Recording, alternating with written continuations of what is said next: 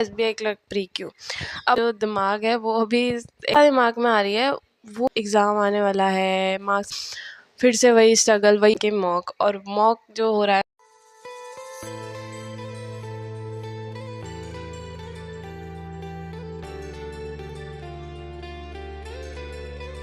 Hello everyone, welcome back to my YouTube channel. और इस video के अंदर मैं आप लोगों के साथ में अपने दो मॉक के जो है उनके डिटेल एनालिसिस शेयर करने वाली हूँ। एक मॉक है RBI असिस्टेंट का, एक है SBI क्लर्क प्री का।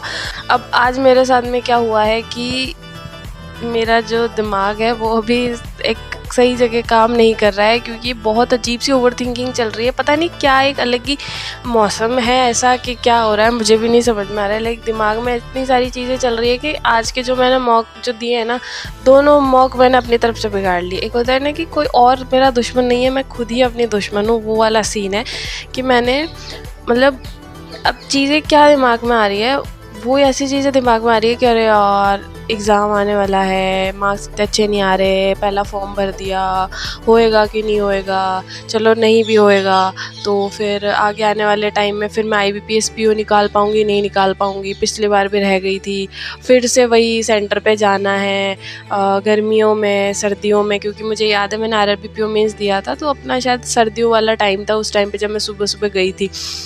फिर से वही स्ट्रगल, वही जाना आना जाना करना, वही 800 रुपये फ़ीस देना, फिर घर वालों से मांगना कि ऐसे ऐसे पैसे चाहिए, क्योंकि कम से कम 5-6 हज़ार रुपये तक का खर्चा तो हो जाता है जून जुलाई से अगस्त सितंबर, इतना करते करते फिर आने जाने का खर्चा अलग। तो इतनी सारी चीज़ें हैं एक इतने से दिमाग के अंदर, मतलब आए जा रही है नॉन स्टॉप आए जा रही है। और इस बीच में मैं लगा रही हूँ महान वन के मॉक, और मॉक जो हो रहा है मेरा ख़राब। फिर जब मॉक ख़राब हो रहा है तो फिर और ज़्यादा चिड़न मच रही। एक तो पता नहीं क्या है कि जब एग्ज़ाम आने वाला होता है ना, कोई सा भी हो, भले ही मेरी उसकी तैयारी बहुत अच्छी हो, चाहे मेरी उसकी तैयारी बिल्कुल ना हो, लेकिन मन में एक अजीब सा एक डर और एक नर्वसनेस जो है ना, वो मेरी 5 दिन पहले से ही स्टार्ट हो जाती है कि अब क्या होएगा, क्या कैसे एग्ज़ाम में ये वो, बिना मतलब की। अब मैंने इसके चक्कर में अपने 2 मॉक जो है बिगाड़ लिए थे, और मैंने आज जो है 2 ही मॉक लगाए थे, तो मैं उसका आपको तो डिटेल एनालिसिस तो दे ही देती हूँ। वैसे मैंने एक शॉर्ट्स डाला था, आप बार बार पूछ रहे थे कि वो कौन सा मॉक नंबर है, वो कौन सा मॉक नंबर है, तो वो मॉक नंबर 16 था, क्योंकि 15 आपको पता होगा मैंने गाइडली का लगा लिया है RBI असिस्टेंट का, तो मैंने मॉक नंबर 16 लगाया था।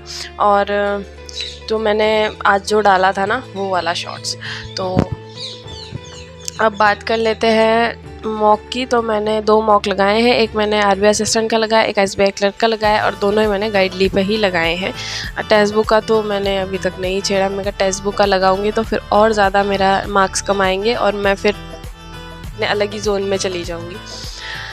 तो बस ये है, मैं आपको मॉक एनालिसिस दे देती हूँ। अगर वीडियो यहाँ तक देखा है तो प्लीज़ चैनल को सब्सक्राइब ज़रूर करें। तो मैंने RBI असिस्टेंट का मॉक नंबर 16 लगाया था, और जो इसका रिज़ल्ट मैं आपको दिखाऊं तो भाई मैं कहाँ सोच रही हूँ कि मैं 95 प्लस लेके जाऊँ स्कोर को, और मेरा आ रहा है उससे भी कम। इससे कम और क्या ही आ सकता है स्कोर। 8 गलत हो गए मेरे, 8। और इसका डिटेल अभी आप लोग फिर कमेंट्स में पूछोगे क्या आपकी परसेंटाइल रही, तो वो भी मैं आपको दिखा देती हूँ। आजा भाई, हाँ, ये 70.44 मेरी परसेंटाइल रही है, और 90% मेरी एक्यूरेसी रही है। और ये मेरा इंग्लिश का जो मैंने 25 अटैम्प्ट करे थे और 3 मेरे गलत हो गए। न्यूमेरिकल में मैंने 31 अटैम्प्ट करे थे, 4 मेरे गलत हो गए। रीजनिंग के अंदर मैंने 23 अटैम्प्ट करे बस, और एक उसमें मेरा 1 गलत हो गया, तो टोटल मेरे 8 गलत हुए हैं। और ऐसे में सेक्शन वाइज आपको बताऊँ, ये मेरा इंग्लिश का है, और इंग्लिश के अंदर मेरे गलत हुए, ये स्टार्टिंग वाले तो मैंने छोड़ ही दिए थे, और ये मेरे गलत हो गए थे। न्यूमेरिकल में भी मेरे बिना मतलब के गलत हुए हैं, मतलब ऐसा नहीं है कि मैं सही नहीं कर सकती थी इनको, लेकिन। और ये देखो आप, ये वाले तो क्वेश्चन, क्या ये फ्लोर फ्लेट पजल, ये ऐसी वाली पजल थी, और 0 सेकेंड, मतलब मैं इनको देख भी नहीं पाई हूँ। मैंने सिर्फ यहाँ से नीचे से स्टार्ट करा था, ऐसे ही मेरा मन था कुछ अलग करने का, तो मैंने नीचे से ऐसे स्टार्ट करा, और मैं बस मतलब खो ही रही अपने ख्यालों में, और ये मॉक मेरा ऐसे ही ख़राब हो गया। तो ये तो था मेरा आरबीआई असिस्टेंट का। और अब मैं आपको जो मैंने एसबीआई क्लर्क का जो दिया है उसका मैं मॉक एनालिसिस बता देती हूँ। मैंने दिया था एसबीआई क्लर्क का 2025 का, क्योंकि 2026 के अभी मॉक जो है वो आए हुए नहीं है इसके अंदर। और ये मैंने मॉक नंबर 5 लगाया था। तो इसका जो रिज़ल्ट रहा है वो रहा है 64.75, जबकि मैं इसके अंदर आराम से 70+ जो है वो मार्क्स ला सकती थी नॉर्मली भी, लेकिन 13 मेरे इनकरेक्ट हो गए। और इसमें जो अटैम्प्ट थे 23 थे, 7 मेरे इंग्लिश में गलत हो गए, न्यूमेरिकल 24 2 गलत हो गए, रीजनिंग के अंदर 35 करके भी 4 मेरे गलत हो गए। और ये मेरा सेक्शन वाइज एनालिसिस है, तो इसमें तो मेरे एक साथ ही सारे क्वेश्चन जो है गलत हो गए थे।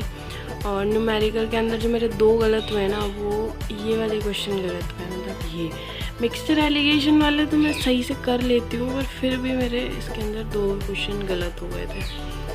और ये मेरा रीजनिंग का है। रीजनिंग के अंदर एक साथ मेरी ये वाली पजल गलत हो गई थी, क्योंकि मैंने एक सिली मिस्टेक ये कर दी थी कि मैंने 2 मेरी पॉसिबिलिटीज़ बनी, जिसमें एक में था ई डी के बाईं ओर से दूसरे स्थान पर बैठा है, एक डी के बाईं ओर से दूसरे स्थान पर नहीं बैठा है। तो मैंने क्या करा, 2 पॉसिबिलिटीज़ लास्ट तक चल रही थी और यही लाइन थी जो उसको काट सकती थी।